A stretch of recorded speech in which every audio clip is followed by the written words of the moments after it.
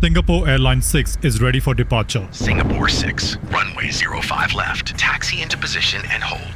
In just 30 seconds, the lives of everyone on board will change forever. A typhoon is ripping through Taipei. Rain is lashing against the windshield, and the visibility is dropping by the second. But the flight has to depart. This airport is minutes away from shutting down. The captain pushes the throttles forward. The engines scream and the wheels move. The massive 747 begins charging down the runway. 80 knots, 100 knots, 120. The windshield wipers struggle against the intense downpour. And then, out of nowhere, shapes, lights, concrete, construction equipment dead ahead. The captain's eyes go wide. They are about to crash. But there's no time to stop. There's no time to think. The aircraft barrels forward towards the concrete barriers. What happens next? This is the horrifying story of Singapore Airlines Flight 006. It's October 31st, 2000. A storm is closing in on Taipei. Typhoon Jiangxian is just hours away from landfall, and its fierce winds are already battering the airport. At Gate Bravo 5 of Taoyuan International Airport, a Singapore Airlines Boeing 747 is preparing for departure. For the crew, this is the second of 4 legs. Last night, they flew from Singapore to Taipei. Tonight, they'll fly to Los Angeles, then back to Taipei before returning home to Singapore. Our aircraft, 9 Victor Sierra Papa Kilo, is impossible to miss. It is painted in a vibrant tropical livery, designed to turn heads and showcase Singapore Airlines' prestige.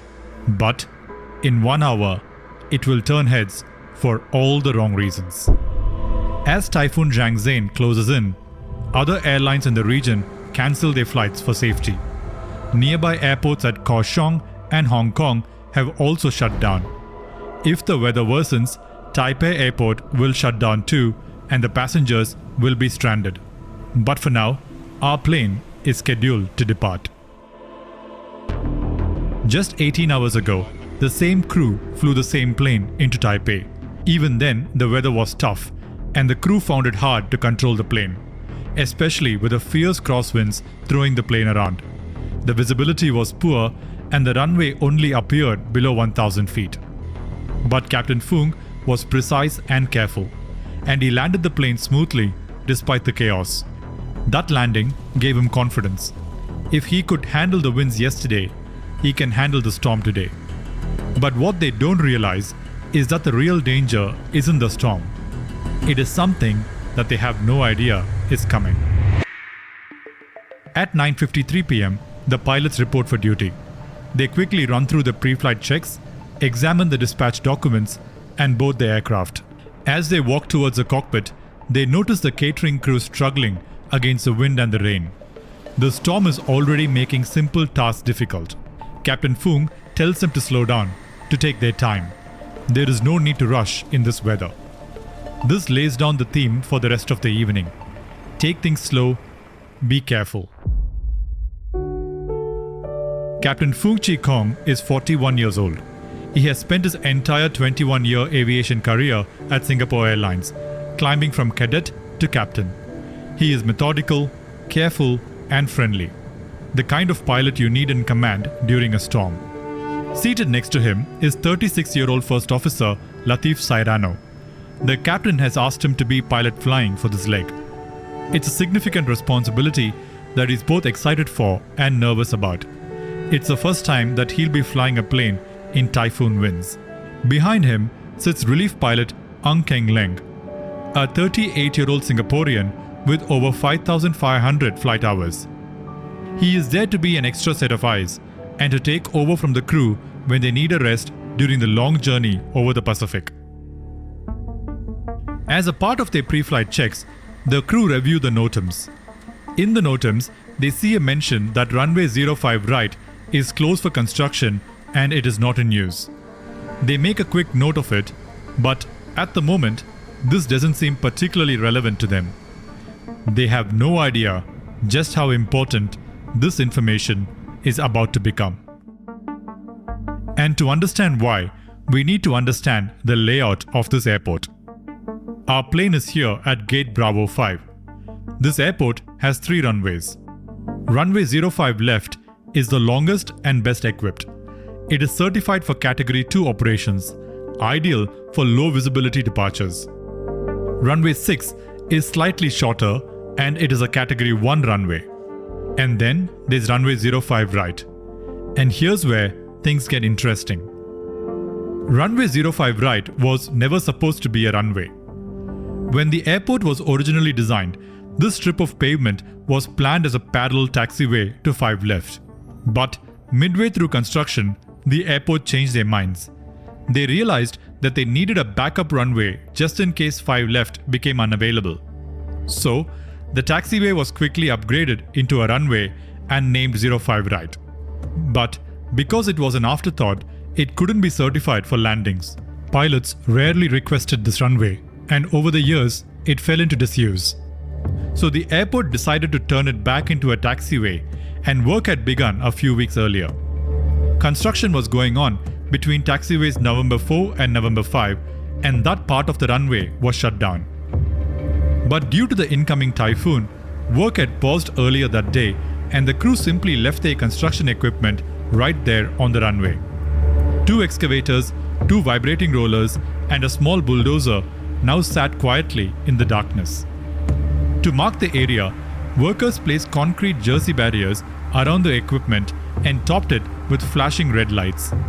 These red lights are the only visual cues that Runway 5 right isn't safe.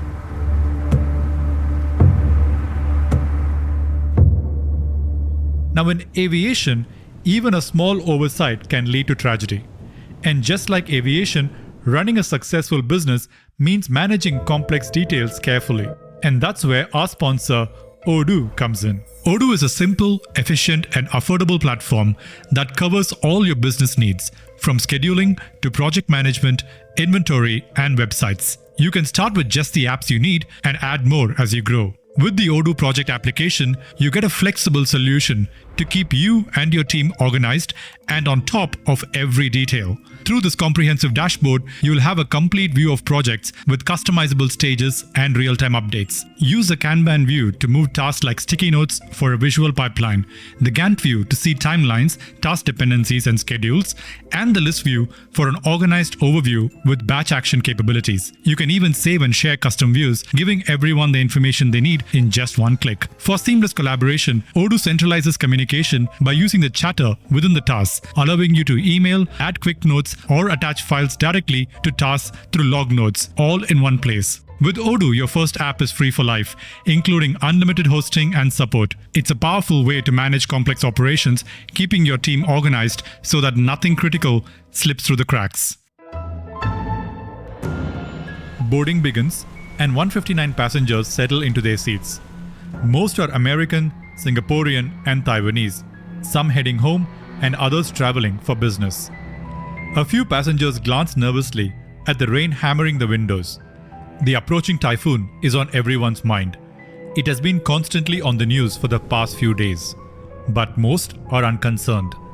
They are traveling in Singapore Airlines, the safest airline in the world.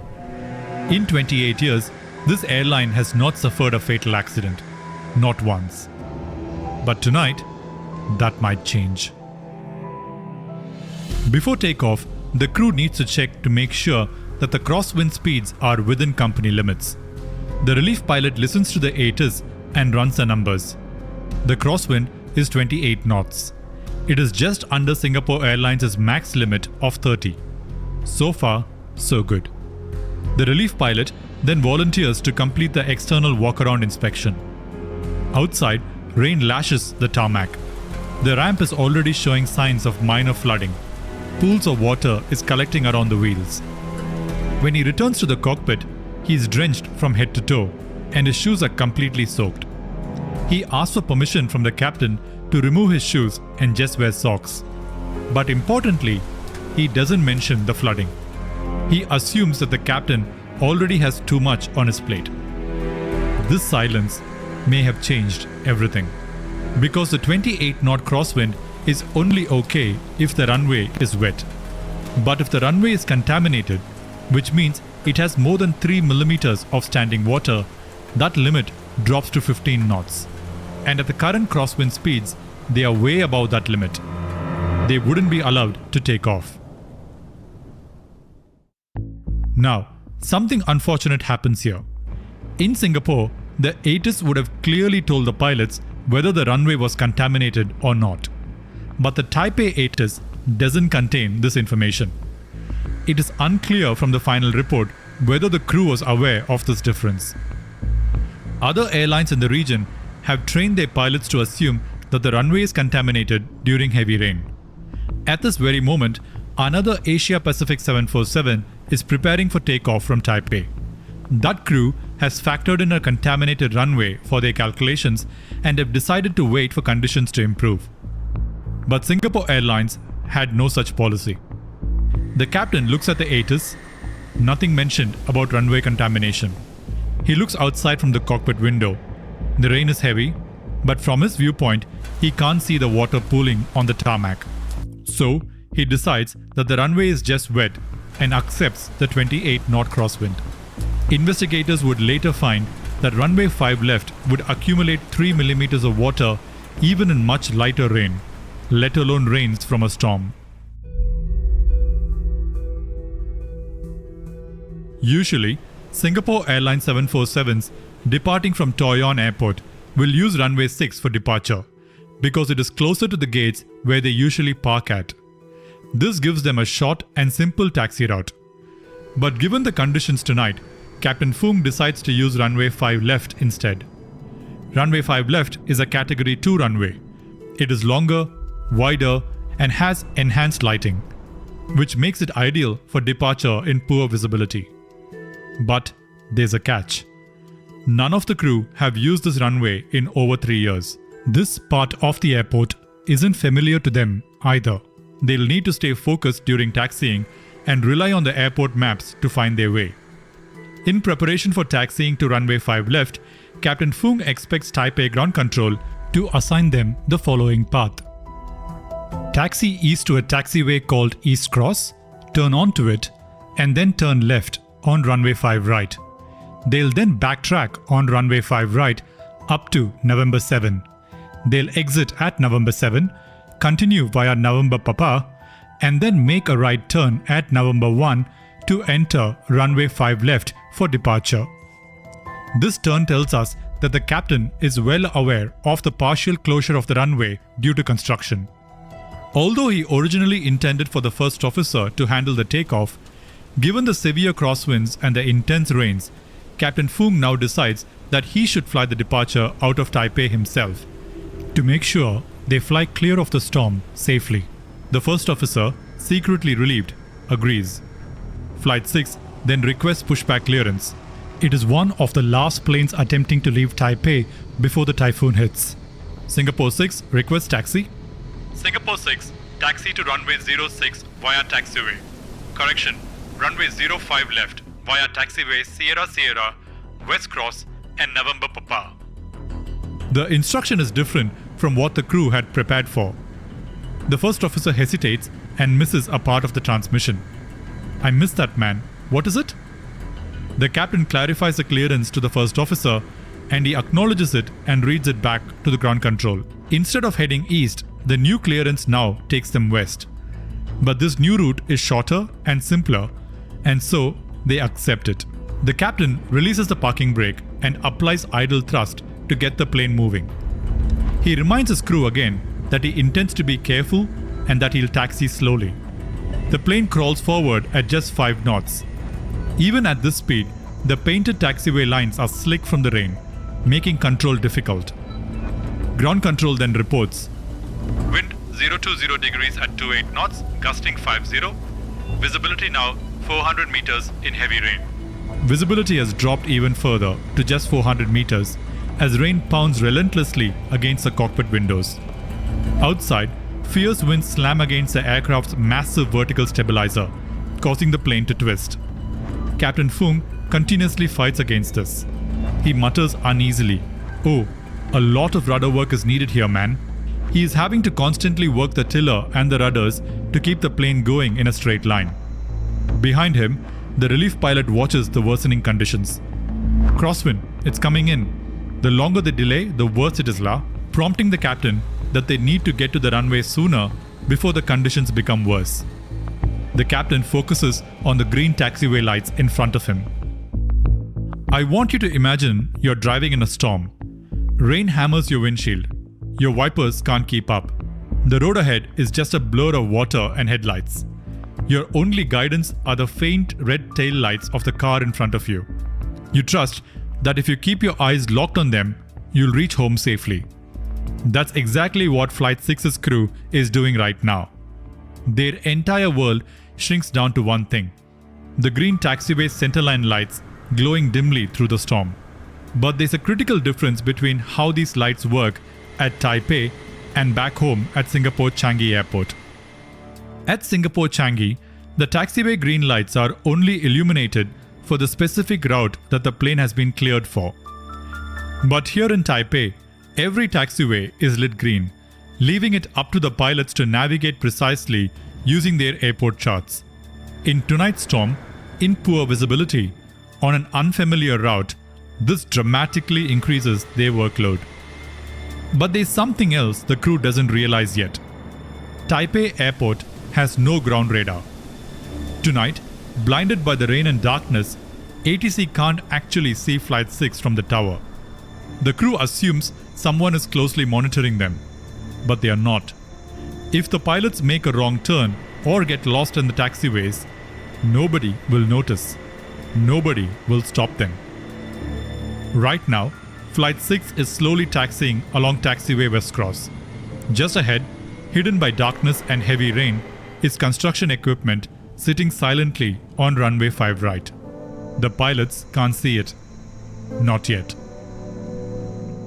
As they inch forward, another critical issue arises in the cockpit. They still haven't nominated an alternate airport, which they must do before takeoff. With weather like this, if something goes wrong after departure, they'll need somewhere safe to land immediately. First Officer Latif checks the options. Both Hong Kong and Kaohsiung airports are already closed due to the typhoon. Without an alternate, Flight 6 wouldn't be permitted to take off. Captain Fung quickly makes a controversial suggestion. Nominate Taipei itself as the alternate. But we are Cat 2. We can still come back. We can still come back. This decision is technically legal, but extremely risky. It is possible that Taipei Airport might shut down after they take off, and they won't have anywhere left to land. As he continues peering into the darkness, Captain Fung remains fixated on the crosswind limits. He's cautious. If winds exceed 30 knots, takeoff is impossible. He sets the flaps to 20, preparing for departure. Then, he asks the relief pilot to run the crosswind calculations again. The relief pilot listens closely to the ATIS and reconfirms the numbers. Still 28 knots, within limits, but barely. The other Asia Pacific 747, having factored in runway contamination, has cancelled its flight, unwilling to risk it tonight. But Flight 6 continues forward into the storm. They slowly approach taxiway November Papa. Captain Fung instructs carefully. Turn left, and then, all the way down. Left turn, all the way down. These instructions tell us that the captain, so far, has a good mental map of where in the airport they are, as he is correctly calling out taxi instructions. As they complete the turn, ground control hands them off to the tower. Singapore 6, contact tower 129.3. Good day. The rain intensifies and visibility deteriorates further. First Officer Latif switches frequency and checks in with the tower. Taipei Tower, good evening, Singapore 6. Tower responds. Singapore 6, good evening. Hold short, runway 05 left. Tower instructs Flight 6 to taxi and hold short of runway 5 left at this point over here. Notice that this will require them to cross runway 5 right. Normally, an explicit cross runway 5 right would have been a part of this clearance. But because 5 right is closed tonight, the ATC omits it from their clearance. The crew notices nothing unusual about this instruction. Tower adds a wind update. Singapore 6, for information, surface wind 020 at 24 knots, gusting 43. The crosswind has eased slightly, seemingly improving their departure chances. Still, conditions remain dangerous. At this point, both pilots activate their paravisual displays.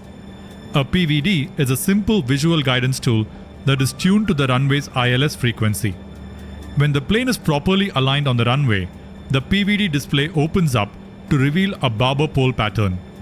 If the aircraft drifts away from the center of the runway, the pole will begin moving in that direction, guiding the pilots back to the runway centerline. But for now, since they are not yet aligned, the PVD stays closed. They approach the entry point into taxiway November 1. The captain asks the first officer to inform tower that they are ready. Singapore 6, ready? He should have made that call once they reached the whole shot point, but he calls early. The tower, unable to see them due to the lack of ground radar, believes that they've already reached the runway threshold. The tower then clears them. Singapore 6, runway 05 left, taxi into position and hold. The crew moves forward cautiously, carefully turning the massive 747 to avoid slipping on the painted lines. Visibility is just 400 meters. Rain hammers the windshield. Ahead, through the dark storm, the green taxiway lights curve gently. As they slowly complete their turn, the outlines of the runway piano keys become visible ahead. At first, everything seems correct, but something's wrong. The first officer notices the PVD still hasn't opened up, even though they are on the runway. And the PVD hasn't lined up, huh? From behind, the relief pilot reassures him. You need to be within 45 degrees of the runway heading for it to work. He says that because the plane is still turning onto the runway, it hasn't opened up. He believes it will open up once they are perfectly lined up. The first officer accepts the explanation. But even after completing the turn, the PVD still remains dark, still silently warning them that something isn't right. Yet, the captain ignores it. Never mind, we can see the runway. Not so bad, la? This simple dismissal seals their fate. Because the real reason the PVD remains dark isn't a malfunction. It's because Flight 6 isn't lined up on runway 5 left at all. They are actually on runway 5 right, the closed runway, littered with heavy construction equipment. The PVD tried warning them, but Captain Fung casually dismissed it, his words echoing chillingly through aviation history. Never mind, we can see the runway, not so bad. But how did they end up on the wrong runway in the first place? As we discussed earlier, at Singapore's Changi Airport, pilots are trained to follow the green lights. Confident that they'll be led correctly onto the runway, Captain Fung instinctively trusts this method. But here's what he doesn't see. Tonight, the taxiway lights guiding them towards the correct runway, 05 left, are dangerously inadequate. International standards require at least 16 clearly illuminated green lights to be present here. Taipei Airport had only installed 4. Worse still, the first of these 4 lights wasn't working at all, and the second was barely glowing and practically invisible in tonight's storm. Meanwhile, another set of lights leading towards the closed runway 5 right was lit up like a highway. More than 20 green lights clustered together, shining clearly through the rain.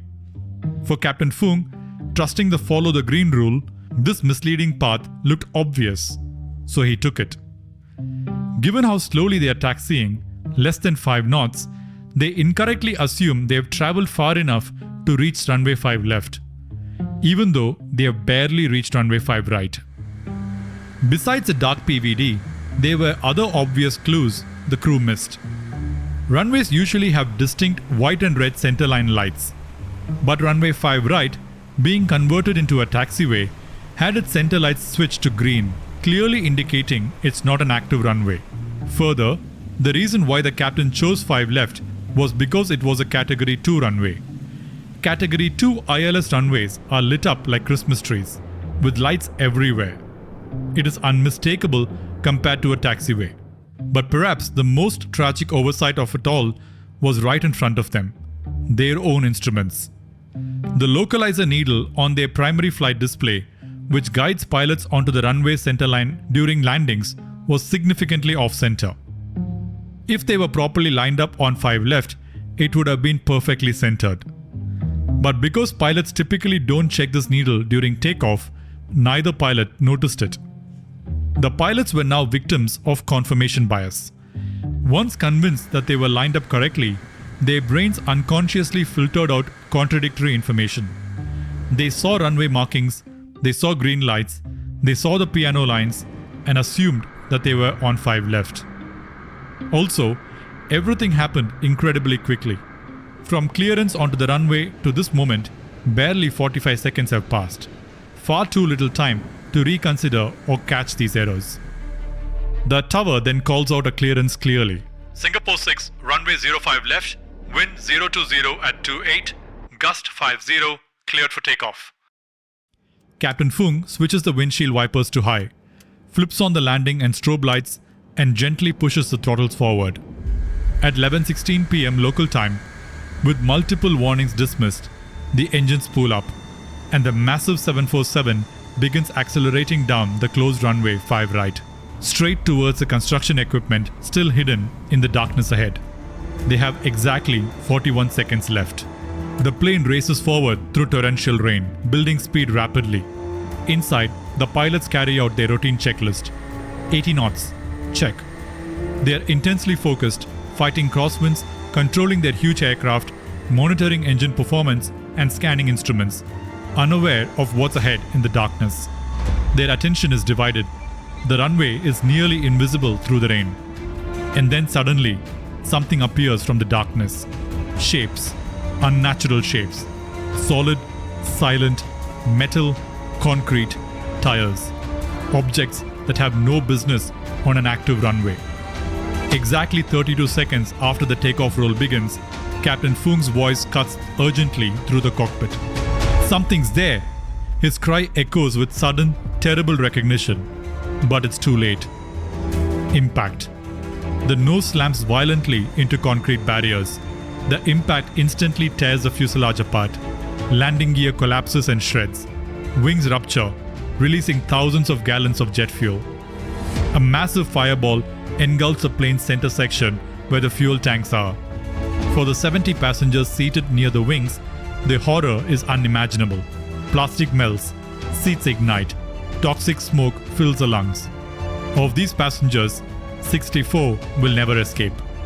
Fire trucks reach the crash site within 3 minutes, but it takes 15 agonizing minutes to gain control over the intense inferno and 40 long minutes before the flames finally subside.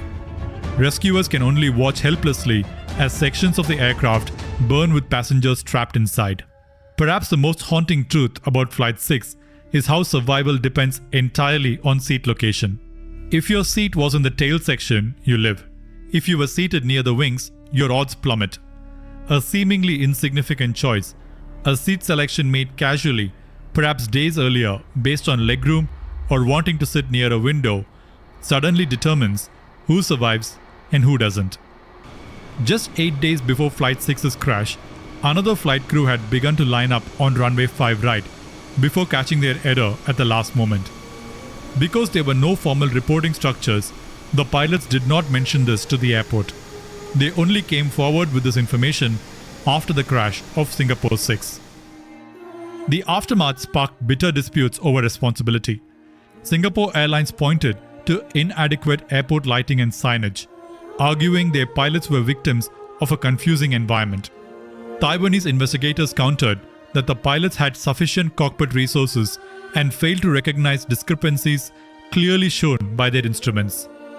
For Singapore Airlines, the accident shattered their perfect 28-year safety record and tarnished their reputation as one of the world's premier carriers.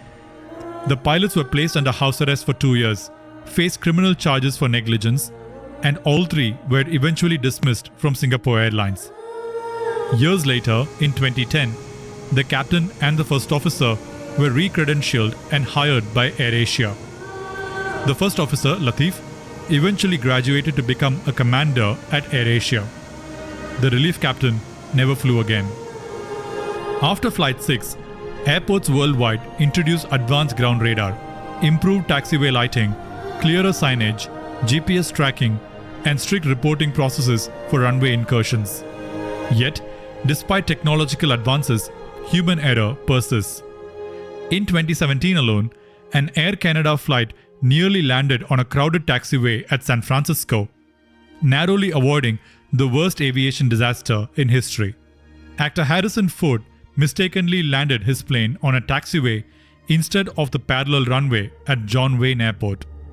Could another Flight 6 tragedy happen again? Absolutely. Because while technology evolves, the human mind does not. Next time you board a plane, glance out of your window. Your life depends on your pilots following the correct lights. And if they make a mistake, who's there to stop them?